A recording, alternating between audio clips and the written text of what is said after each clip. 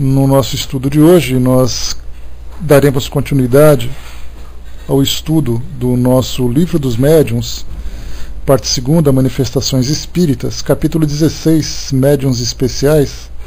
Nós estamos terminando o quadro sinóptico, que é aqui do item 190, e faltavam 2 tópicos para nós estudarmos, para fecharmos esse capítulo. Nós vimos aqui um pouquinho, sobre o 190, médiuns especiais para efeitos intelectuais, aptidões diversas. Nós falamos sobre os médiuns audientes, médiuns falantes, videntes, médiuns inspirados, pressentimentos, proféticos, sonâmbulos e estáticos. Para quem não teve oportunidade de acompanhar a nossa análise sobre cada um desses itens, dá uma chegadinha na gravação do nosso estudo anterior, que a gente bateu um papo bem legal sobre cada um desses tópicos.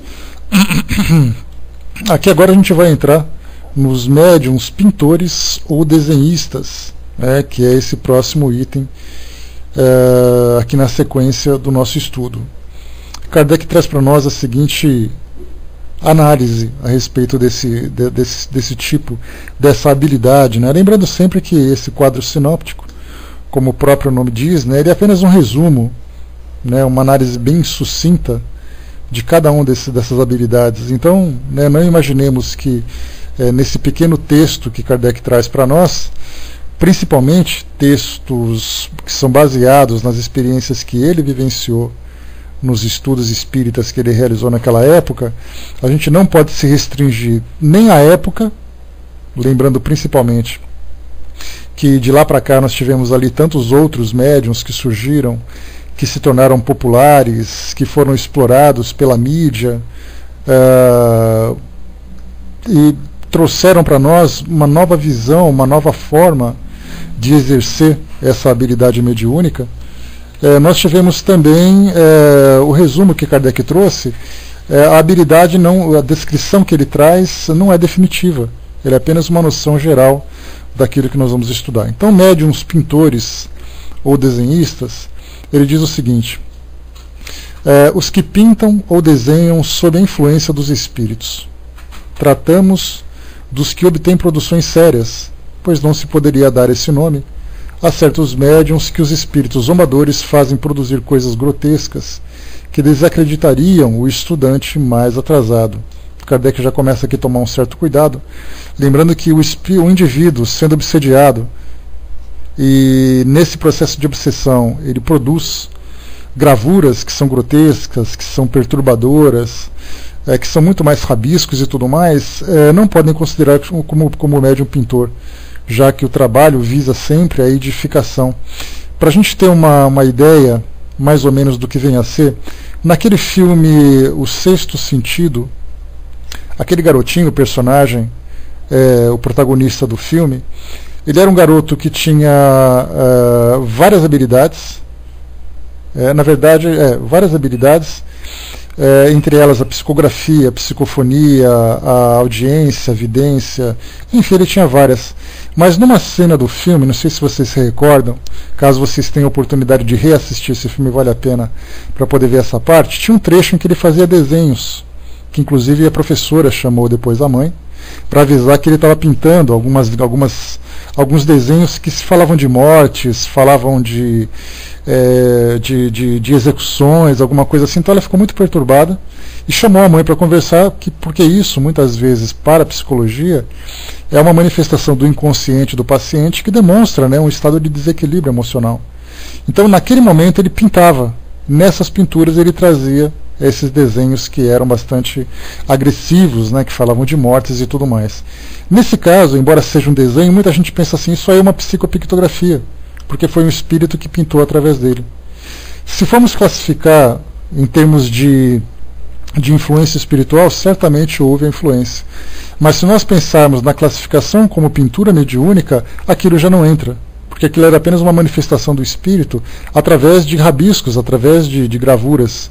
Mas a pintura mediúnica propriamente dita, como Kardec coloca, são aquelas que são produções sérias, que não se poderia dar a certos médiuns que os espíritos zombadores fazem produzir coisas grotescas. Continua. Os espíritos levianos são imitadores. Quando aparecem os notáveis desenhos de Júpiter, surgiu grande número de pretensos desenhistas, com os quais os espíritos brincalhões se divertiam, fazendo-os produzir as coisas mais ridículas. Um deles, para eclipsar os desenhos de Júpiter, se não pela qualidade, ao menos pelo tamanho, fez um médium desenhar um monumento que exigiu um número suficiente de folhas de papel para atingir os seus 2 andares. Muitos outros fizeram desenhar supostos retratos que eram verdadeiras caricaturas. Para quem não conhece essa passagem de Júpiter, nós temos aqui na Revista Espírita. A Revista Espírita era um jornal periódico mensal que Kardec publicava. Começou no mês de janeiro de 1858. Lembrando que o Livro dos Espíritos foi publicado em 1857. Então, em 58, ele lançou essa revista, e a cada mês ele trazia psicografias, trazia cartas de leitores, trazia análises de casos. Então, ele procurava utilizar a Revista Espírita como um instrumento de comunicação com os espíritas das mais diversas partes do mundo. Então, ali surgiam textos bastante curiosos, né? Reflexivos, instrutivos, debates e tudo mais, né? Como é que está o som, pessoal? Dá um ok para a nossa amiga Gilda? Beleza, obrigado, Rei. Então, nessa Revista Espírita, no mês de agosto de 1858, Kardec publicou uns desenhos do planeta Júpiter. Para quem tem o livro, pode ver ali o desenho feito de uma determinada estrutura, de uma residência, principalmente do espírito de Mozart, que foi aquele compositor clássico aqui no nosso planeta. E aí então, quando esse desenho foi publicado, surgiram várias especulações, porque muitas pessoas começaram também a enviar desenhos para a Sociedade Parisiense de Estudos Espíritas, dizendo que aquilo era uma pintura mediúnica, um desenho mediúnico, uma gravura mediúnica. Então Kardec escreveu um artigo sobre isso, para falar, né, o modo de vida dos jupiterianos, né, porque a ideia surgiu da seguinte forma. O planeta Júpiter, classificado pelos espíritos, passaram a Kardec como sendo um planeta mais evoluído, que era um planeta muito menos materializado que o planeta Terra, que era um planeta habitado, que era um planeta que tinha ali a sua rotina, que tinha os seus habitantes e tudo mais. E aí então Kardec trouxe essas descrições a título de estudo, de análise, para que os leitores tivessem conhecimento daquilo que os espíritos passaram. Então Kardec lembrou sempre, né, que embora não tivesse como provar realmente que aqueles fatos eram reais, partia do princípio de que os espíritos estavam trazendo ali uma informação nova e que ele deixava reservado para a análise dos leitores. E aí, então vieram essas gravuras, vieram esses desenhos. Kardec trouxe um artigo bastante extenso, né, ou um pouco extenso, não tanto assim, né, um pouco extenso, falando um pouquinho sobre os detalhes daquela pintura. Mas logo no começo ele fala sobre a pintura propriamente dita. Então eu vou ler para vocês aqui esse trechinho, só para a gente poder ilustrar de que forma que Kardec teve contato com a pintura mediúnica, que foi a partir da qual ele trouxe para nós esse tópico no Livro dos Médiuns. Então o nome do artigo, né, Revista Espírita, agosto de 1858, o nome Observações a propósito dos desenhos de Júpiter.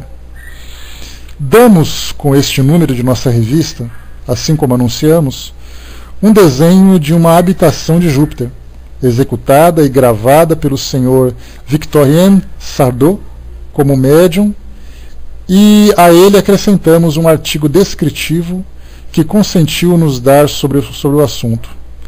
Qualquer que possa ser sobre a autenticidade dessas descrições, a opinião daqueles que poderiam nos acusar de nos ocuparmos com o que se passa nos mundos desconhecidos, ao passo que há tanto a fazer na Terra, pedimos aos nossos leitores não perderem de vista que o nosso objetivo, assim como o anuncia nosso título, é antes de tudo o estudo dos fenômenos e que nesse ponto de vista nada deve ser negligenciado.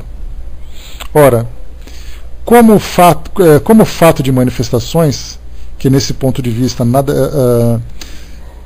como fato de manifestações, Esses desenhos são incontestavelmente os mais notáveis, considerando-se que o autor não sabe nem desenhar, nem gravar, e que o desenho que nos ofereceu foi gravado por ele a água forte, sem modelo e sem ensaio preliminar, em 9 horas.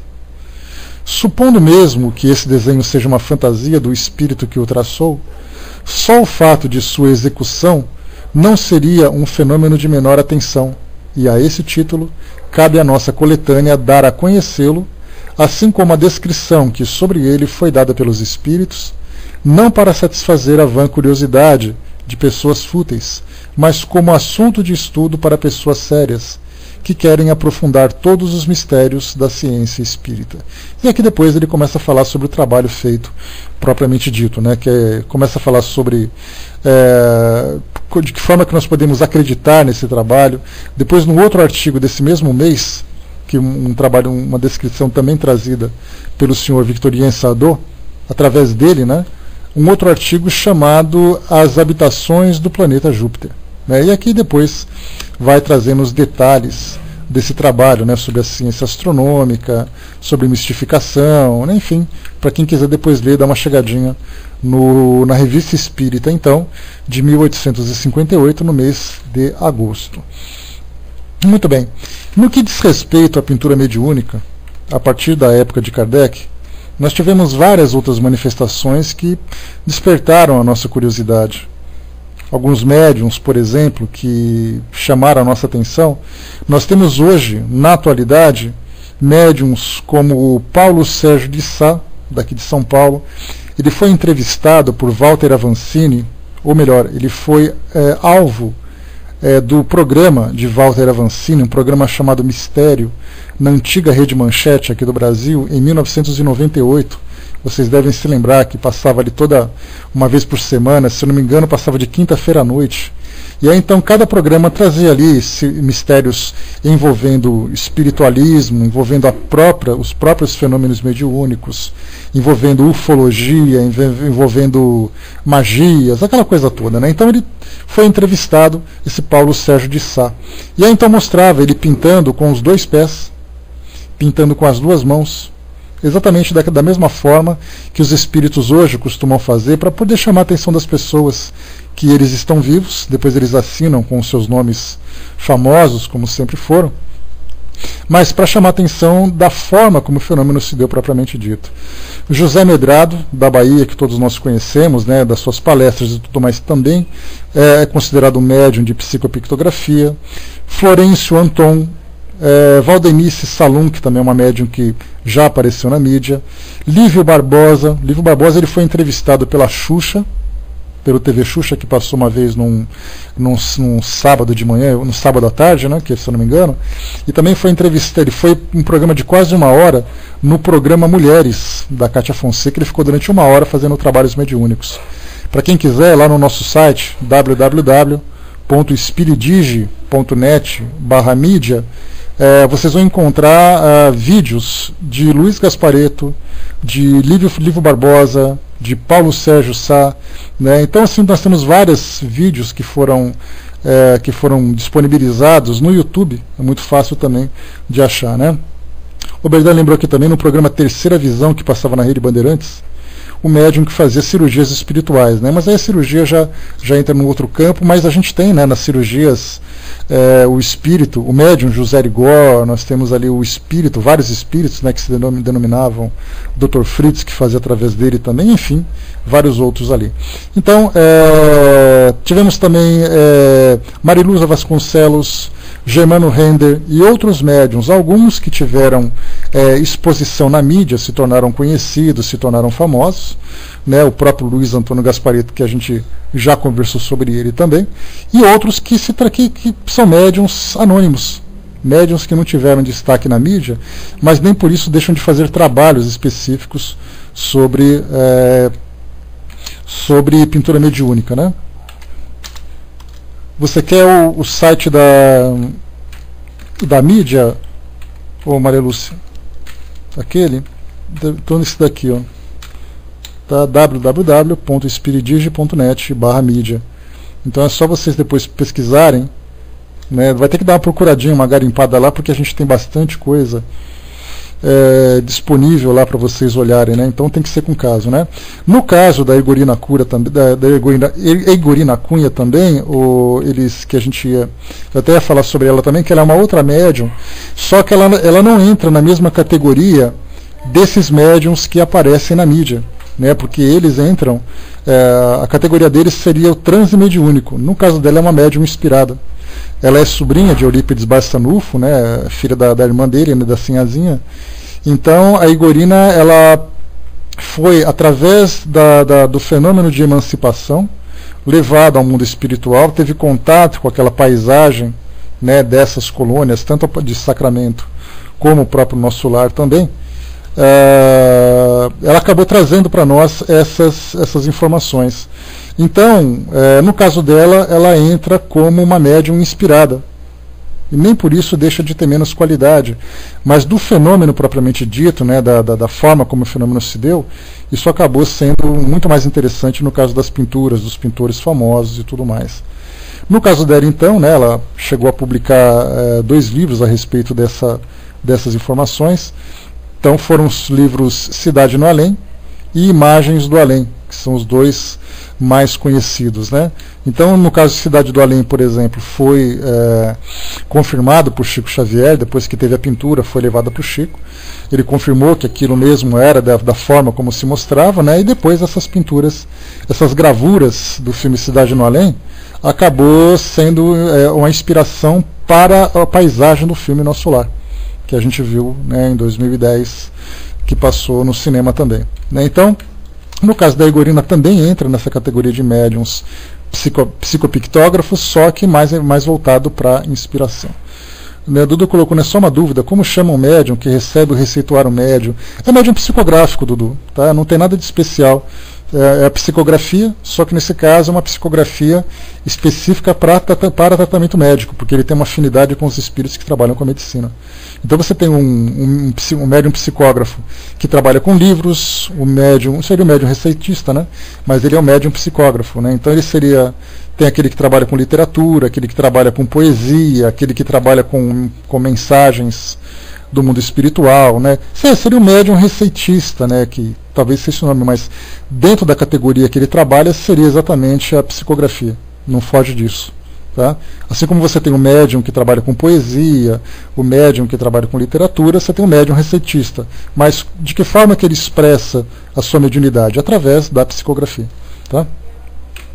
Então a gente tem também aqui, para conhecer um pouquinho mais sobre esses médiums de pintura, nós temos Luiz Antônio Gasparetto. Peguei aqui uma pequena biografia dele, para a gente poder entender um pouquinho de que forma que a coisa aconteceu.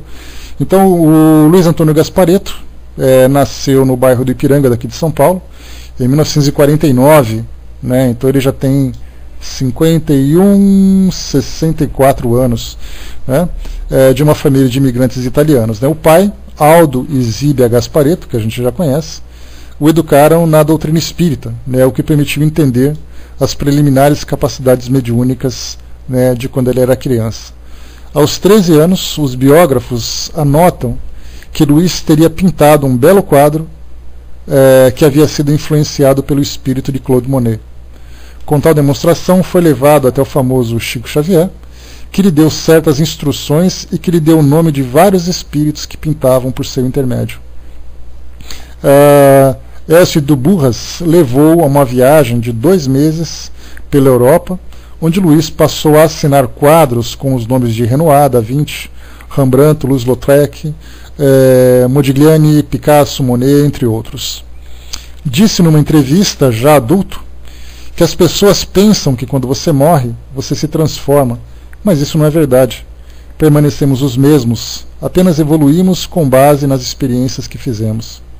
No entanto, na dimensão em que eles, os pintores falecidos, estão, eles assemelham-se diferentes na forma física.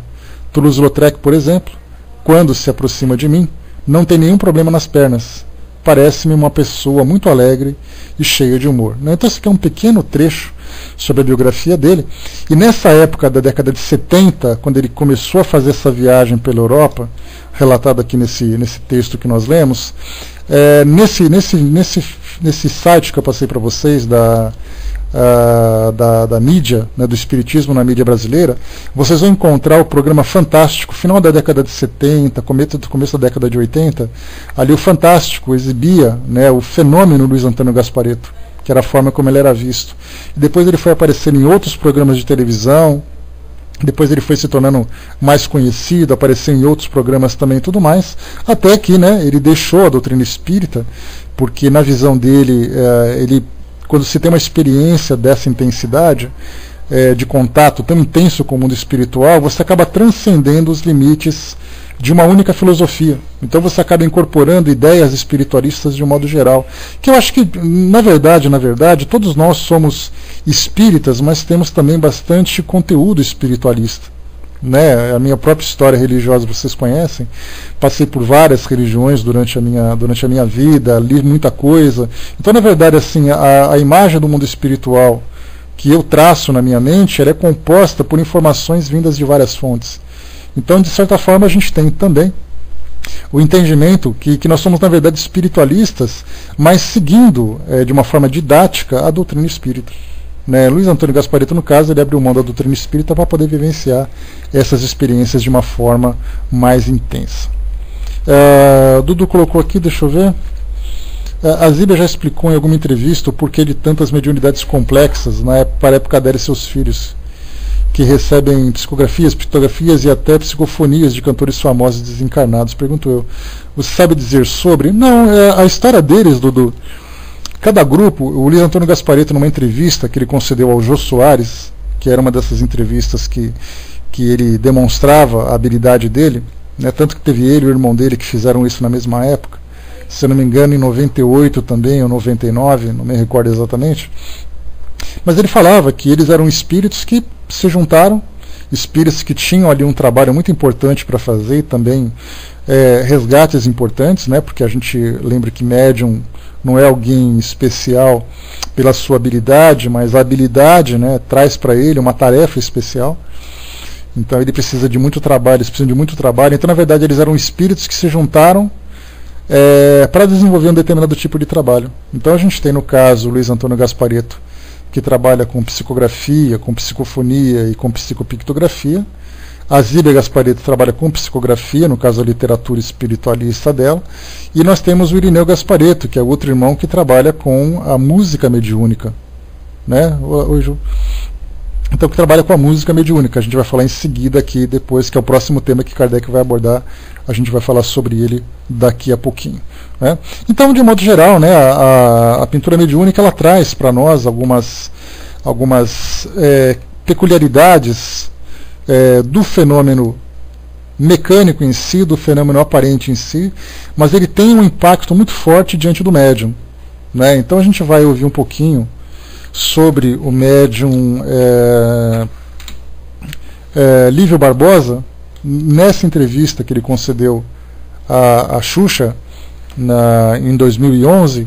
Eu peguei só o trechinho em que ele conta um pouco da história dele, um depoimento pessoal, dá mais ou menos uns 10 minutinhos, que vale a pena a gente ouvir, porque a gente vai entender como aconteceu a coisa quando ele era criança, de que forma que ele sentiu a influência dos espíritos nessa época, de que forma que a família reagiu a isso, qual era a proposta dos espíritos nesse trabalho com ele e qual é o efeito que ele tem causado ultimamente. Né? O Lívio Barbosa, ele é um médium que ele presta serviços numa casa espírita em Bento Ribeiro, na Vila Valqueire, né, lá no Rio de Janeiro, perto do CELD, do Centro Espírita Leão Denis, então é pertinho ali.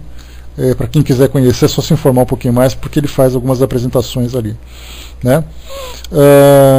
O Armando colocou, né, a família Gasparetto separou o que é fenômeno de filosofia espírita, né? Tanto que não se consideram espíritas e não dão nome de espiritismo aos seus trabalhos atuais. Né? No caso do Irineu Gasparetto, Armando, eu assisti uma entrevista com ele recentemente, que ele trabalhava nessa linha espiritualista e que agora ele se declara espírita, né? Depois de algumas voltas, né? De algumas idas e vindas, né? Inclusive no depoimento dele, por algumas dificuldades muito difíceis que ele passou na vida pessoal dele. Ele comentava que ele chegou até a frequentar a Igreja Renascer, que ele tinha uma amizade muito grande com os coordenadores né, os coordenadores desse trabalho. Então o Irineu Gasparetto ele falou assim, olha, eu voltei para o Espiritismo porque eu percebi que meu trabalho é aqui. Aqui são as minhas raízes, é aqui que é a minha casa, né, é aqui que eu fico à vontade para fazer o que eu faço. No caso da Zíbia Gasparetto, ela foi espírita durante muito tempo, e depois ela, pelo trabalho que ela fazia, o trabalho editorial, ela achou que era mais importante ela se libertar das amarras e preconceitos do espiritismo para trabalhar o espiritualismo mais à vontade. E também o Luiz Antônio Gasparetto, ele se declarou espiritualista exatamente por aquilo que eu falei para vocês. As experiências, a intensidade da experiência mediúnica, das experiências mediúnicas que ele vivenciou, fez com que ele optasse por um pensamento mais aberto, um pensamento mais livre, né? Porque a gente sabe também que ser médium dentro do espiritismo é algo muito complicado. Dependendo do tipo de trabalho que você faz, dependendo do tipo de produção que você faz, você é atacado de uma forma muito cruel, de uma forma muito dura. Imaginemos, por exemplo, que eu seja um médium que trabalhe com cirurgias espirituais. Olha com Deus, Oberdan. Que trabalhe com cirurgias espirituais. E de repente eu começo a fazer cirurgias espirituais, a mídia começa a prestar atenção no que eu faço, aí começam a fazer comentários e críticas a respeito do trabalho que eu faço, aquela coisa. Então é muito difícil. Então muitos médiums deixam a doutrina espírita para trabalhar a mediunidade de uma forma livre. Tá? Então assim, é muito legal. É muito legal seguir assim, respeitar o pensamento dessas pessoas nesse sentido. Né? Vamos então ouvir, pessoal, a gravação que eu trouxe para vocês? Tá, o vídeo. Então vamos ouvir assim o depoimento dele, o depoimento da família, que é sempre muito legal de conhecer. Vamos lá.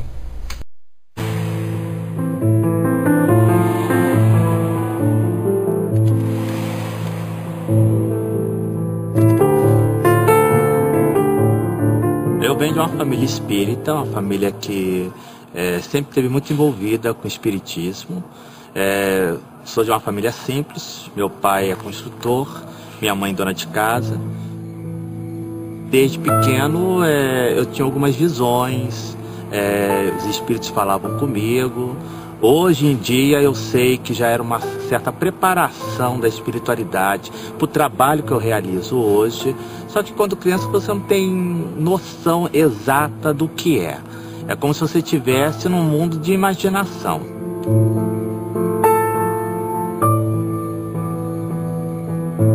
Eu sempre gostei de desenho, sempre gostei de arte no geral. Não tive uma criação artística e nem uma educação artística. Ele tinha 13 anos e um fato muito curioso da pintura foi que um dia nós acordamos e... O que você está sentindo? Tô com muito sono, mãe. Quero dormir mais um pouco. Quando chegamos à sala, deparamos com os vidros da janela, de uma das janelas da sala do apartamento, pintada, parecendo um vitral, uma pintura de Francisco de Assis, uma imagem linda, que a gente não sabia nem como tinha acontecido, porque estávamos todos dormindo. E ele fez essa pintura também dormindo, mediunicamente. Nós aceitamos isso, a doutrina, as pinturas, aceitamos com naturalidade as coisas. Não só achamos que é coisa de anormal, não. Nós achamos como coisa normal. Para nós é normal porque a gente conhece a doutrina, então a gente sabe que é assim mesmo, dessa forma. Eu comecei a acordar altas horas da noite e começar a desenhar, como se estivesse num estado de transe. Assim como acontece com o sonâmbulo, que levanta da cama e sai fazendo coisas, eu levantava da cama e começava a desenhar.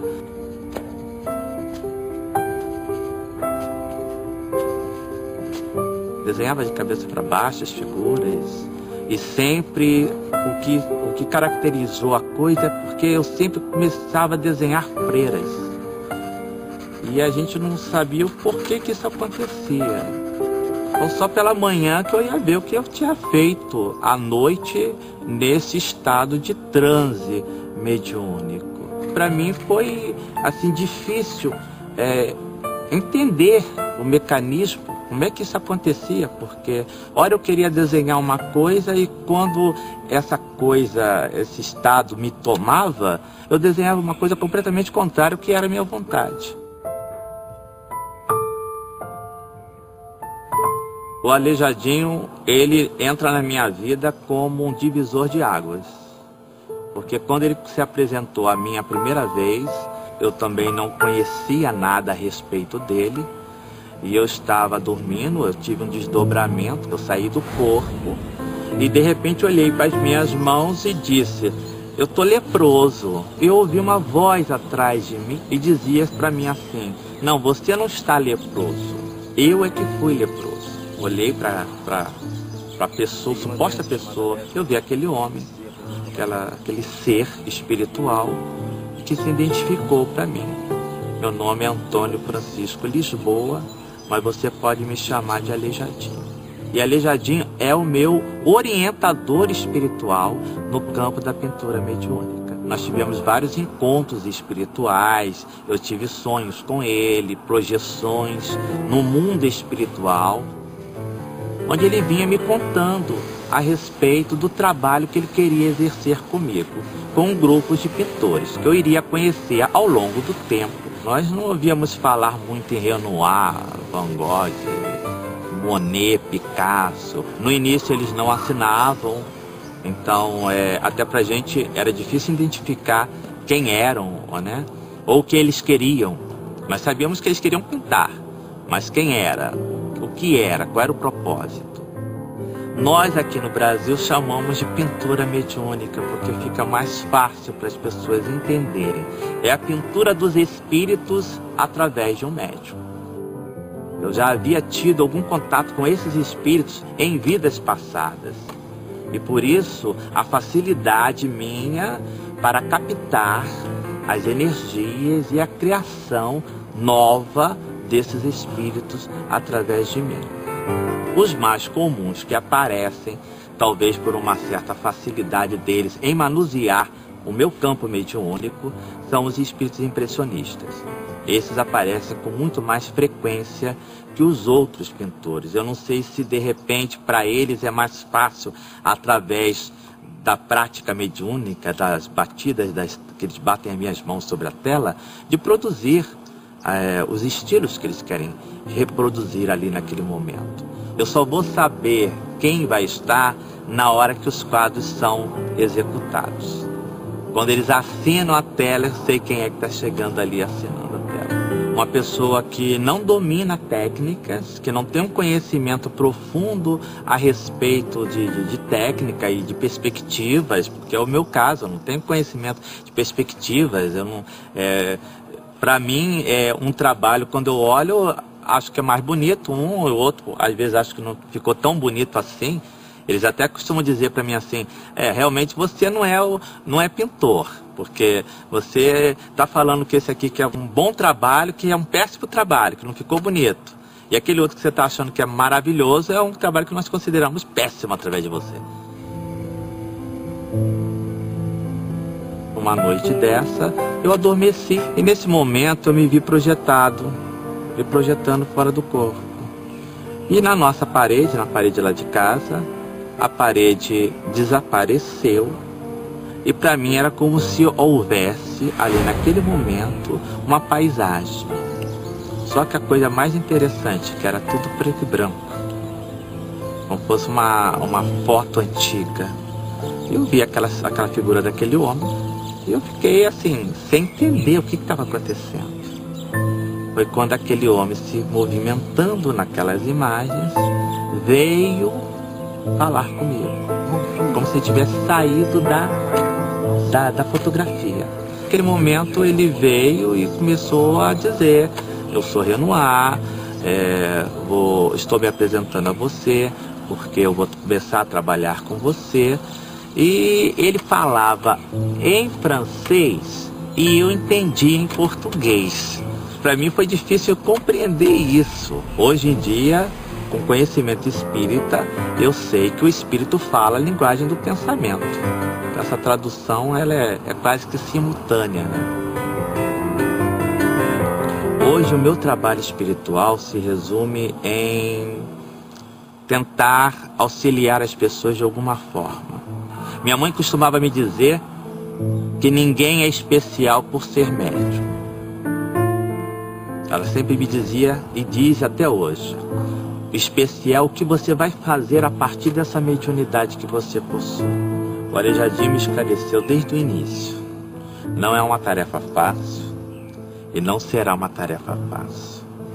Mas o trabalho que nós vamos realizar com você, a finalidade maior é tentar demonstrar, através da arte, através da pintura mediúnica, de que a vida continua após a morte. Que nós estamos vivos, de uma outra forma, em outro plano, numa outra existência, mas que continuamos a criar. Essa possibilidade de se pensar a respeito da vida após a morte, eles me disseram para mim, nós já nos daremos por satisfeito. Já teremos alcançado o nosso objetivo, que é alertar as pessoas de que existe esperança após a morte, que existe vida após a morte. Não que vocês fiquem vivendo a sua existência física pensando em morrer, mas pensando numa continuidade da vida. Oi, gente. Muito bem, voltamos aqui, né? Então esse trecho da entrevista, bom dia pessoal, bom dia professor. Esse trecho dessa entrevista conta um pouquinho sobre a experiência pessoal do médium Lívio Barbosa, como aconteceu e tudo mais. É legal assistir a entrevista para quem puder, porque eles fizeram uma dramatização, né, enquanto ele dava o depoimento dele, então dá para dar uma ilustrada um pouco melhor daquilo que foi analisado, né? Então, esse, no caso, é o depoimento que a gente viu, né, e tantos outros médiuns que estão por aí trazendo para nós essa demonstração tão interessante que é a pintura mediúnica, né? Dentro dessa pintura, como a gente viu, nós temos aqueles que fazem desenhos. Nós tivemos, por exemplo, o desenho de Maria de Nazaré. Vocês já devem conhecer esse trabalho que tem pela internet. Nós temos ali a imagem de Emmanuel, nós temos a imagem de André Luiz, nós temos a imagem de alguns cenários que são vistos no mundo espiritual. Então nós temos várias formas de expressão artística através da pintura, através do desenho, que vem ou através da influência, digamos assim, mais direta, ostensiva, através do transe mediúnico, como era o caso do Lívio, por exemplo, de chegar a ficar inconsciente ou semiconsciente durante o trabalho que é realizado, ou no caso da Igorina Cunha e mais outros médiums que são inspirados nesse trabalho. Então, na verdade, em termos de inspiração, nós podemos dizer que todos os artistas são, de certa forma, influenciados pelo mundo espiritual, de uma forma mais ou menos ostensiva, mais ou menos intensa, e isso também seguindo, né, para o campo artístico de um modo geral, como no caso da literatura, como no caso da própria música, né? Quantos compositores, porque é difícil a gente dizer do nosso ponto de vista se aquele trabalho, se aquela pintura, se aquela composição, ela foi um trabalho exclusivo do médium, ou se foi uma mescla daquilo que o médium trazia no seu inconsciente, daquilo que os espíritos trouxeram, ou se por acaso foi um trabalho exclusivo dos espíritos, como no caso das pinturas mediúnicas. Então dificilmente a gente vai conseguir definir exatamente qual é o grau de influência, né? Mas a gente sabe que como os espíritos nos influenciam o tempo todo, se nós temos um pintor que tem ali um talento, que tem uma habilidade, que consegue expressar de uma forma mais clara as suas ideias, e os espíritos podem se aproveitar dessa facilidade, obviamente que a influência vai ser maior. Tá certo? Então, esse aqui foi o trecho que nós vimos dessa reportagem sobre Lívio Barbosa. O próximo item que a gente vai estudar vai ser sobre os médiums musicais, ou daqueles que trabalham com a mediunidade musical. São os que executam, compõem ou escrevem músicas sob a influência dos espíritos. Há médiums musicais mecânicos, semimecânicos, intuitivos e inspirados, como se dá com as comunicações literárias, né? Então, aquilo que a gente já tinha falado, os médiums de efeitos musicais. Para falar sobre música, na nossa atualidade, o que nós temos aqui com maior conhecimento, como a gente já viu, é o próprio médium Irineu Gasparetto, que vai à mídia, né? Ele já participou de programas do Jô Soares, programas espíritas que foram ao ar, já fez shows, né? Teve um show interessante que foi divulgado no YouTube, que são 23 cantores, né? São 23 cantores que se apresentaram num centro espírita lá em Minas Gerais. Era um trabalho feito com um objetivo social. Então todo o ingresso que foi pago foi revertido para uma causa social, né, do qual o Irineu participava. E aí, então, desde o início, assim, vários médiuns desencarnados, né, principalmente os mais famosos. E muitas pessoas às vezes duvidam, perguntando por Irineu, por exemplo, né, por que os médiuns, os espíritos que se manifestam através dele, não cantam de novo as músicas que eles já tinham compostos aqui quando estavam encarnados. E era uma pergunta interessante, né? Ele respondia com toda a naturalidade, porque os espíritos mudam de ideia. Muitas das músicas que eles escrevem, no caso Cazuza, por exemplo, que foi um espírito que viveu entre nós, que através de suas letras trouxe ideias de rebeldia contra a sociedade, de rebeldia contra o sistema, músicas que falavam de romance dentro da perspectiva humana, e de repente no mundo espiritual ele fala sobre paz, ele fala sobre a esperança. Por que o Cazuza não fala aquilo que ele falava? Exatamente porque ele mudou de perspectiva. Quando você vai para o mundo espiritual, aquilo que você se rebelava quando você estava encarnado perde o sentido. Então o espírito continua produzindo, mas a partir de uma nova visão. Então, em algumas apresentações que eu tive a oportunidade de assistir do Irineu, nós tivemos ali os nacionais, né, sambistas, compositores da música do rock nacional, da música popular brasileira, músicas internacionais, espíritos de grande renome, né, como Elvis Presley, como Janis Joplin, como John Lennon e outros compositores também. Então eles foram trazendo ali, né, um atrás do outro, trazendo as suas ideias, mas os temas, o mais interessante, são que as letras que eles compuseram eram sempre letras que traziam essa mensagem mais elevada, né? Então, na verdade, sem dúvida, né, ele muda de opinião, porque se eu pegar, por exemplo, um compositor que nós temos hoje, que fala sobre romance, e o romance a gente sabe que ou você está muito apaixonado por alguém e você se desespera, ou porque você perdeu alguém, você está numa fossa danada, aquela coisa toda. E você chega no mundo espiritual, o amor muda completamente de perspectiva. O amor se torna mais equilibrado, mais sereno. E aí então você pega um cantor e você traz uma música com uma letra diferente, comparando com aquilo que ele fazia, com o que ele fez quando estava encarnado, as pessoas vão dizer, isso aqui não é a letra dele. Quer dizer, é a letra dele, mas a letra dele é a partir de um outro ponto de vista, né? Nós tivemos casos, por exemplo, de compositores que trazem músicas clássicas, músicas instrumentais, não necessariamente músicas com letras, como nós conhecemos, né?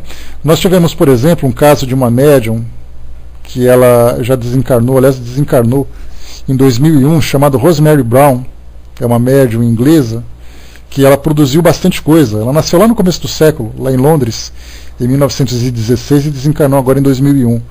Então, ela tivesse uma mediunidade que se manifesta, embora ela tivesse, né, uma mediunidade que se manifestasse de várias formas, a que mais se tornou conhecida para ela foi essa comunicação com os espíritos de compositores célebres, né, da música erudita.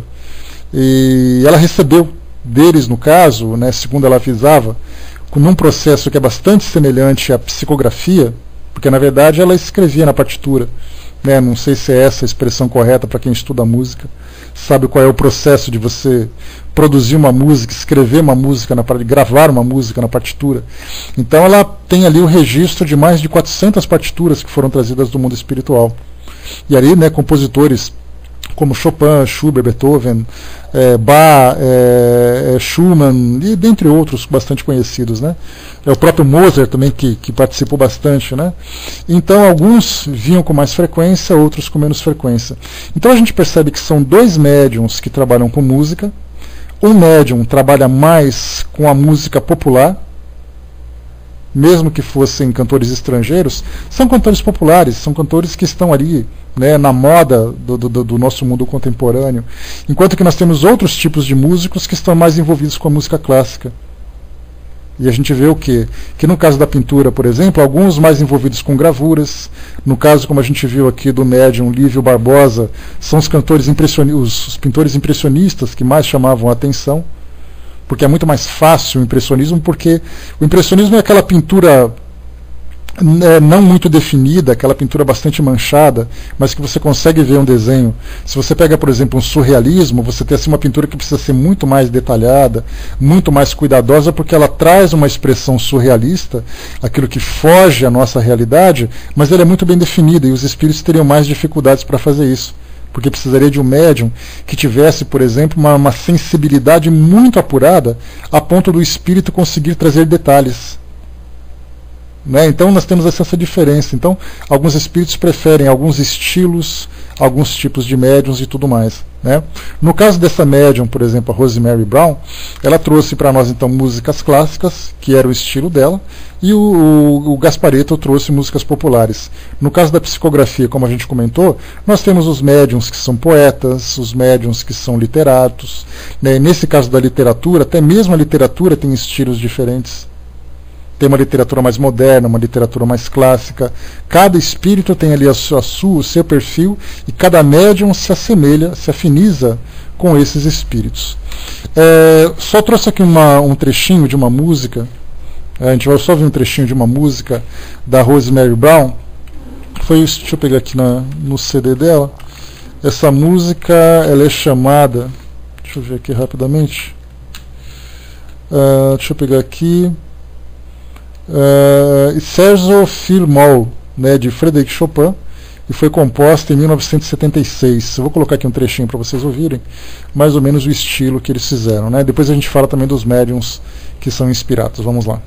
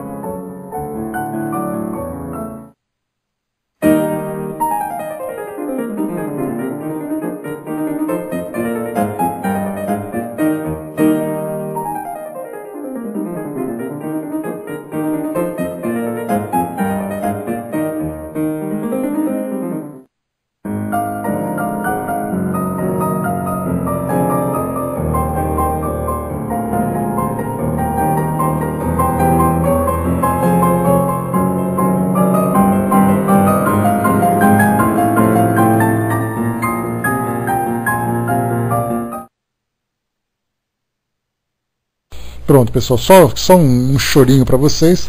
A primeira foi de Frédéric Chopin, a segunda foi de Ludwig van Beethoven e a terceira de Johannes Brahms. Né? Então são 3 músicas diferentes, vocês perceberam pelos estilos diferentes, e ela recebeu através da mediunidade mediúnica, né, que é essa que Kardec se referiu. Né? Mas é legal, assim, eu tenho 3 CDs dela. Né? Ela tem uma composição em parceria com um pianista chamado Peter... Deixa eu pegar aqui rapidamente o nome dele. Chamado Peter Kattin, né, chamado A Musical Sense. Então são 2 em parceria com esse pianista e um outro que é composição chamado Composições do Além, né, que é bem legal. Então, esses são os trabalhos feitos. Em termos de inspiração, assim como acontece na pintura mediúnica também, a gente tem aqueles mais variados. Né?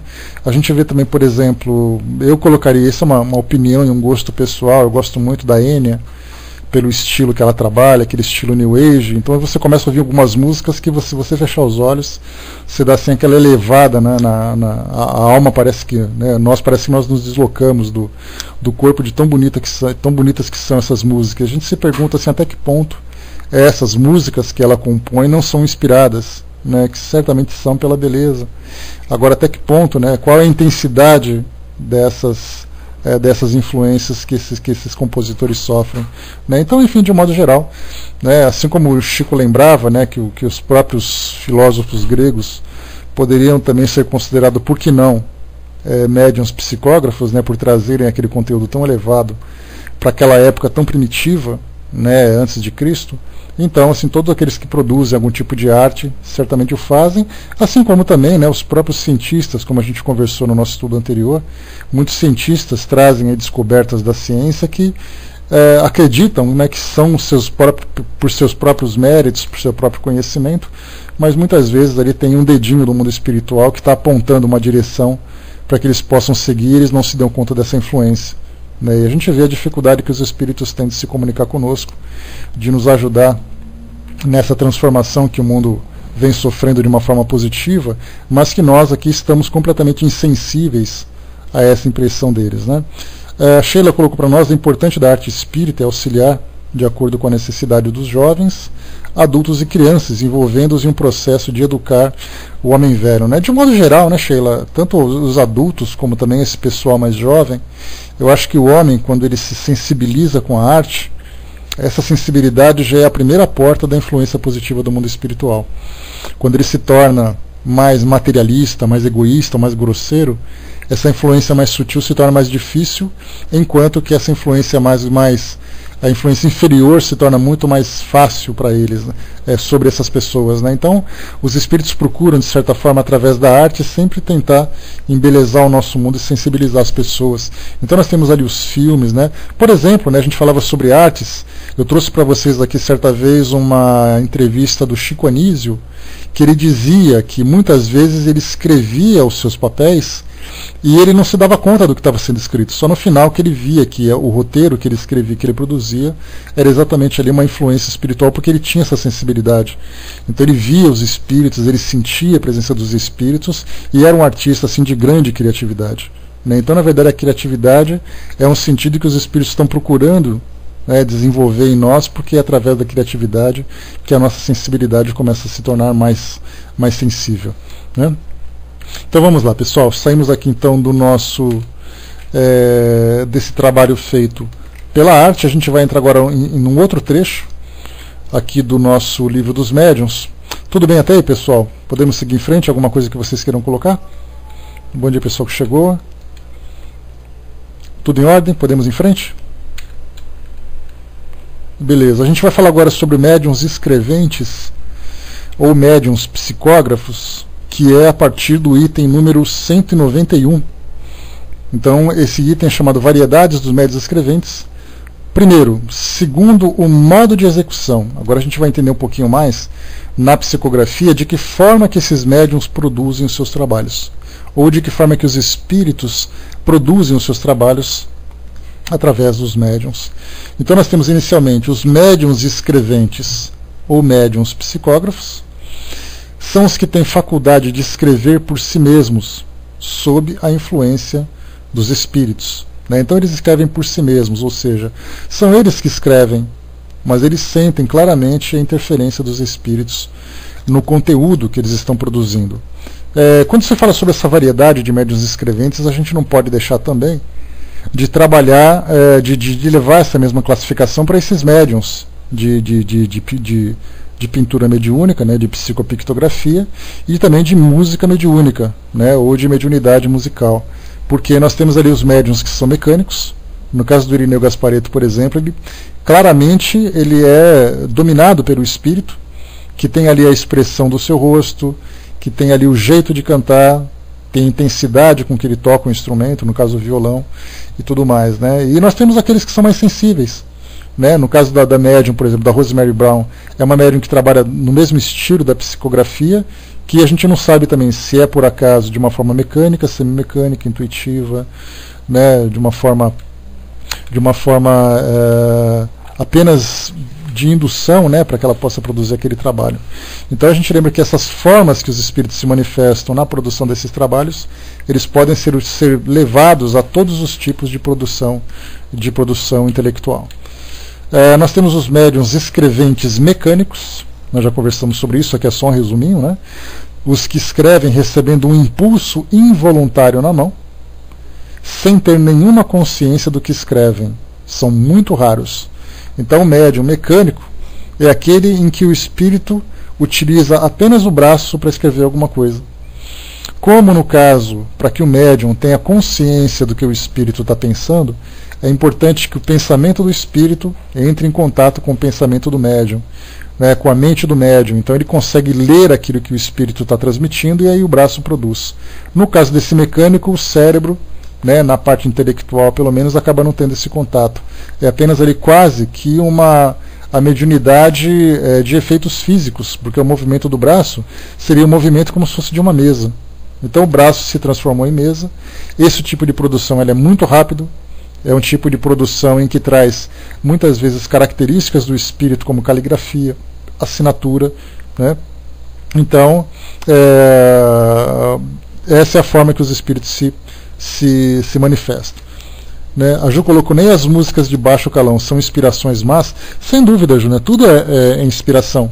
Assim como o indivíduo é inspirado a cometer um assalto, como ele é inspirado a cometer uma agressão, a fazer um comentário infeliz, ele também é inspirado nessas produções. Então nós temos livros que são produzidos dentro das religiões, dentro da filosofia, dentro da literatura de um modo geral. Nós temos programas de televisão que são inspirados. A partir do momento em que eu tenho uma sensibilidade, eu sou influenciável. A partir do momento em que eu vivo no meio onde eu tenho influência sobre as pessoas, como é o caso da mídia, eu seja alguém, por exemplo, um gerente de produção, um diretor de produção, então eu posso trazer ali uma pauta, uma linha de programa de baixo calão, ou de violência, como a gente vê na televisão hoje, ou de sensualidade, de instigar as pessoas na sensualidade, programas de críticas improdutivas para a sociedade. Então, enfim, eu posso produzir uma novela, um filme, né? Então tudo isso é inspirado, sem dúvida nenhuma. Então tudo aquilo que diz respeito à arte, diz respeito à ciência, diz respeito de modo geral ao intelecto, há influência espiritual, né? Seriam influências de espíritos, né? Ou mesmo, né? Claro, a gente lembra que nós aqui temos também o nosso livre-arbítrio, então muitas vezes eu tenho vontade de produzir um programa assim, e aí então eu vou ter à minha volta muitas pessoas, muitos espíritos, né, que vão me estimular a melhorar cada vez mais ou piorar cada vez mais aquilo que eu vou produzir. Então é toda uma questão de sintonia, exatamente, né? Se eu sou, por exemplo, um jornalista responsável, se eu sou um jornalista que tem os meus valores, né, e eu vou produzir um artigo, certamente eu vou ter ali a presença de espíritos que vão me auxiliar nesse tipo de trabalho. Se eu sou um jornalista que faz sensacionalismo, um jornalista que faz comentários negativos para a sociedade, para levar as pessoas a sempre ter um pensamento negativo, vou ter também ali um monte de gente querendo me inspirar a fazer aquele tipo de trabalho, sem dúvida nenhuma. Né? Então aqui os médiuns mecânicos, nesse caso, como a gente viu. Os médiuns semimecânicos são os que escrevem por um impulso involuntário da mão, mas eles têm consciência imediata das palavras e das frases que vai escrevendo, né, ou que vão escrevendo, que são os mais comuns. Então muitas vezes o médium, ele sente, né, durante o dia, durante o momento que ele vai trabalhar, aquele formigamento no braço. Muitas vezes é uma dor muito incômoda, é um formigamento, é a mão que tem ali uma sensação estranha. Aí no momento em que ele se senta à mesa mediúnica, quando ele vai começar a fazer o seu trabalho, ele sente aquele impulso na mão e ele sabe o que está escrevendo. É na hora. Só que, como a gente já viu no capítulo anterior, essa questão de você ter uma compreensão daquilo que vai ser produzido, ele depende. Se por acaso o médium é mecânico, ele só vai saber o que aconteceu, qual é o resultado do seu trabalho, e quando ele ler aquilo que ele escreveu. Então primeiro ele escreve, depois ele vai ler. Aí ele vai saber assim, então foi isso que eu escrevi, eu não fazia ideia do que estava acontecendo. O médium semimecânico, ele está escrevendo e ele tem noção do que está escrevendo no momento em que ele escreve. Já o médium intuitivo, como a gente vai ver no próximo item, é aquele médium que recebe a intuição, depois ele escreve. Então ele se prepara, aí ele ouve alguém dizer assim, era uma vez não sei o quê, aí ele começa, era uma vez. Então ele ficou sabendo do era uma vez antes de escrever. Esse é o caso dos médiuns intuitivos. Né? Só que esse caso do intuitivo, são médiuns que muitas vezes não podem afirmar que aquela produção foi exclusivamente dos espíritos. Por ser intuitivo, ele tem ali a sua bagagem, ele tem a sua participação naquele trabalho. E aí então ele acaba muitas vezes tirando a veracidade daquilo que foi transmitido. Porque ele quer contribuir, tentando interpretar aquilo que os espíritos estão passando, e muitas vezes mudam o sentido. Aí é o caso, né? Seria a parte do animismo que acaba interferindo, né, Rei? Então a gente tem muitos livros que são publicados no meio espírita, que as pessoas dizem assim, mas esse espírito aí, eu não sei não. Só que na verdade o espírito trouxe com toda a fidelidade aquela informação e o médium acabou distorcendo. Porque pode ser um médium orgulhoso, por exemplo, pode ser um médium que que quer se autopromover através daquela literatura. Então ele começa a florear um pouco mais aquele trabalho e tira a sua característica natural, né? Isso é bastante negativo também. É o que vocês colocaram aqui, deixa eu ver. O Dudu colocou, né, o que seria intuitivo e inspirado, né? Intuitivo é aquilo que você percebe que está sendo transmitido de outra mente, de outro pensamento para você. Inspiração são ideias que são lançadas para que você possa produzir o seu próprio trabalho. Então eu tive uma inspiração, então eu estou compondo uma música. Eu pessoalmente quero falar sobre o mar, sobre o sol, sobre a natureza. E aí então eu começo a receber uma inspiração para poder usar as melhores palavras, as melhores ideias. Então eu estou sendo inspirado. No caso da intuição, o espírito vem assim, ó, escreva uma música sobre montanhas. E eu começo a escrever aquilo que ele me transmite através do pensamento. Mas ele não domina o meu braço. Quem escreve sou eu. Então eu vou escrever com a minha letra, eu vou escrever com a minha caligrafia, mas o pensamento vem de fora. No caso da intuição, quando ela é muito bem definida, o espírito parece que ouve alguém falar para ele. Então ele começa a ditar as frases, ditar os versos, e aí então a pessoa vai escrevendo aquilo que está sendo falado. Mas de um modo geral, assim, ele vem como um pensamento estranho, mas se por acaso o seu pensamento entra em afinidade com o dele, se você também concorda com o que ele está falando, muitas vezes acaba misturando o seu com o dele. Então no caso da inspiração, no caso da intuição, é interessante. Mas os espíritos preferem, como a gente viu que é o modo mais raro, é aquele caso dos médiuns semimecânicos. Porque você tem ideia do que está sendo falado e a rapidez com que o espírito vai escrever. Né? Beleza, Ju. Né? Deixa eu ver aqui, o Zanoni colocou, né, como será que ficam cientistas como Einstein, que produziu energia nuclear e ela foi usada para a destruição? Olha, a gente pode ter um exemplo, Zanoni, no caso de Santos Dumont. Né, para quem quiser conhecer um pouquinho a história dele, o livro Ícaro Redimido fala um pouquinho sobre a decepção que ele teve pela utilização dos aviões, porque a gente sabe, né, que é uma descoberta,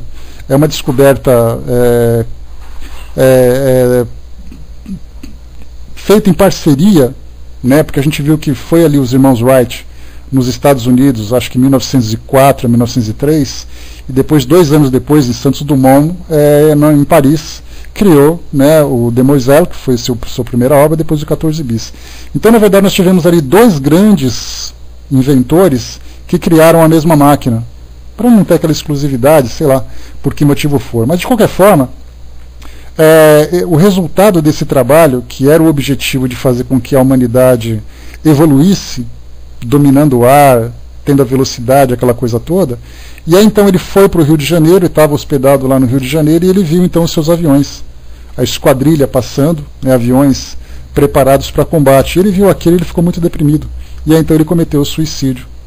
A história dele, né, depois, segundo algumas informações, envolve contatos com Chico Xavier, famílias que sabiam que Santos Dumont reencarnaria naquela família, que ficou durante acho que apenas 12 anos de idade, 15 anos de idade, depois ele desencarnou e tal. Né? Então tem ali a sua história, né? Mas mostra, né, exatamente ali o cientista que traz a sua proposta, porque na verdade é assim, se você produz alguma coisa com a intenção positiva, o resultado que fazem dela não é de sua responsabilidade. No caso da energia nuclear, por exemplo, a gente só pensa na energia nuclear no caso da bomba atômica.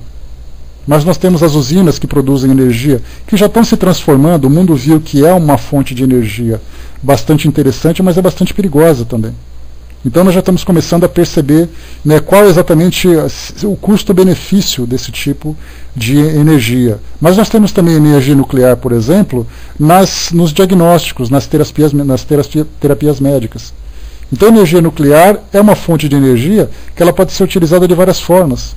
Dentro do nosso mundo hoje a gente deu um efeito bastante negativo para ela. Mas também nós tivemos um lado bastante positivo. No caso das drogas, da química, por exemplo, da farmacêutica, né, pode ser limpa, exatamente, Sheila. Né, no caso nós pegamos, por exemplo, a química ela pode produzir uma medicação que você toma, um produto que você usa para facilitar o seu dia a dia, como você pode usar uma droga, como você pode usar um veneno. Então, na verdade, a inteligência descobre, desvenda determinadas leis da natureza. A direção que você vai dar vai depender da intenção. Né? Então nós tivemos ali, quando a energia nuclear foi produzida por aqueles físicos russos, né, soviéticos na época, alemães, americanos e tudo mais, então a ideia era apenas romper barreiras da ciência. Assim como aconteceu, né, na época em que os homens almejavam, lá no final da década de 60, alcançar o espaço. Os russos enviaram o Sputnik, depois enviaram a Laika, aquela cachorra, né? Muitas cachorras na década de 70 se chamavam Laika. Eu tive uma cachorra chamada Laika, exatamente por causa da cachorra que foi para o espaço. Depois os americanos mandaram, né, o Gagarin foi para lá, depois os americanos foram, aí quiseram depois conquistar a Lua, aquela coisa toda. Depois surgiu aquela ideia da guerra espacial. Os russos queriam detonar uma bomba atômica na Lua para saber exatamente, para mostrar exatamente o seu poderio. Isso foi um planejamento, né, dos nazistas, na verdade, né? Não foram os russos mesmo, para mostrar exatamente o seu poderio durante a Guerra Fria para os americanos e tal. Então, na verdade, assim, muitas vezes o cientista, quando ele está no laboratório, ele quer descobrir, ele quer romper limites. É o caso, por exemplo, do uso de células-tronco, clonagem terapêutica. O médium queria assim, é possível a gente fazer uma clonagem? Aí então ele foi fazendo experiências e descobriu que é possível. Agora, o que ele vai fazer com aquele conhecimento já é uma outra história. Então, alguns cientistas querem apenas descobrir, querem apenas desvendar os mistérios da ciência. Outros querem dar utilidade quando se veem, de alguma forma, darem aproveitamento naquilo que eles estão fazendo. Então, tudo depende assim, né? No caso de Einstein, que fez as descobertas, que conseguiu fazer suas descobertas, no caso dos químicos, dos cientistas de um modo geral, dos inventores, cada um faz uma descoberta. A pólvora, por exemplo, foi feita uma descoberta com a pólvora para ter uma utilidade de demolição, não necessariamente de destruição, e ela acabou se tornando depois, né, um instrumento de destruição. Então tudo vai depender do quê? Da característica do homem, da forma como ele lida com tudo isso, né? O Dudu colocou, né, pode-se parar, né, o vírus, mas também pode-se criar um, né, e doenças não se conhecem, né, que não se conhecem acabam chegando, né? Então a biologia, a biomedicina, as ciências biomédicas de um modo geral estão ali explorando. Estão em laboratórios, né, criando vírus, né, criando micro-organismos que podem ter um efeito destrutivo na nossa sociedade. Tudo é muito relativo, vai depender da forma como o homem vai fazer isso, né? Essa nova era que a gente está vivendo, a era das novas inteligências que estão reencarnando, esses espíritos mais intelectualizados, mais moralizados, eles vão aproveitar todo esse conhecimento que nós temos hoje e dar uma direção mais produtiva para fazer com que a nossa vida, o nosso mundo seja melhor. Quando a gente fala, por exemplo, em comunicação, a gente lembra que a grande vontade de criar meios de comunicação era exatamente para as guerras. Os radares foram criados, os radares que hoje controlam o tráfego aéreo no nosso planeta, de grande segurança para fazermos aí as nossas viagens pelo mundo, o instrumento de controle do tráfego aéreo, que é o radar, foi criado durante a Segunda Guerra Mundial. Quando a gente fala sobre os computadores, eles foram criados durante a guerra para calcular a trajetória de mísseis. Muitas formas de cirurgias ou técnicas cirúrgicas foram criadas exatamente para tratar os soldados que se feriam em guerras. Então, quer dizer, a gente precisava de uma grande catástrofe para impulsionar o homem, né, vai com Deus, Sheila, para impulsionar o intelecto do homem, só que voltado para algo destrutivo. A partir de agora, e essa é a nossa expectativa, é que todas essas invenções, essas descobertas que virão, serão realmente para fazer com que o nosso mundo de regeneração possa evoluir também materialmente nas novas descobertas, nas novas produções e tudo mais. É o que a gente espera, principalmente, né? Então, filhinha, por favor, atende a Luciana, que está pedindo uma ajudinha na área de texto. Só encaminhar lá para o nosso atendimento, por gentileza. Então, pessoal, a gente vai parar por aqui, já está aqui estourando o nosso horário. A gente para aqui no item número 191, falando sobre as variedades dos médiuns escreventes. Depois a gente retoma a partir do primeiro item, porque a gente está aqui no comecinho ainda, né? Então dá para a gente explorar um pouquinho mais isso aqui depois com mais calma. Tá? De qualquer forma, eu espero que o nosso trabalho hoje tenha sido produtivo, né? Por aquilo que a gente conheceu, por aquilo que a gente aprendeu, né? Das personalidades que foram mencionadas, que foram conhecidas aqui, né? E certamente muita coisa ainda vai surgir para nós no decorrer dos nossos estudos, muita coisa tem que ser exemplificada, tem que ser pesquisada, porque do contrário, a gente vai ler, por exemplo, né, tem muitas pessoas que estudam o livro dos médiuns, aí eles leem sobre os médiuns desenhistas, médiuns musicais, e ficam assim, bom, Kardec falou que existe, então existe, tá bom, próximo capítulo. Não procura se aprofundar, não tem a preocupação de conhecer um pouco mais. Então é importante, que principalmente pela facilidade que nós temos hoje de acesso às informações, que a gente busque ilustrar cada um desses tópicos que vão sendo estudados. Como a gente viu hoje, a gente teve aqui o prazer de conhecer a história de um médium que teve uma trajetória muito interessante, né, muito feliz também, já que ele tinha reencarnado numa família espírita, assim como também o próprio Luiz Antônio Gasparetto, mas nós temos muitos médiums que reencarnam em famílias que são de um pensamento religioso diferente, que fazem da vida dele um verdadeiro inferno. E aí são aqueles médiums que vêm realmente provar, como é o caso do Chico Xavier, né? Não precisamos ir muito longe. Chico, que tinha aquela mediunidade ostensiva, tinha um pai que era bastante voltado por interesses materiais, uma madrasta que era de fato uma madrasta de desenhos, né, de contos de fadas, né, que fazia a vida dele um inferno, até que chega um momento em que as coisas vão se endireitando, né? Então cada médium tem ali a sua própria experiência, tem ali as suas próprias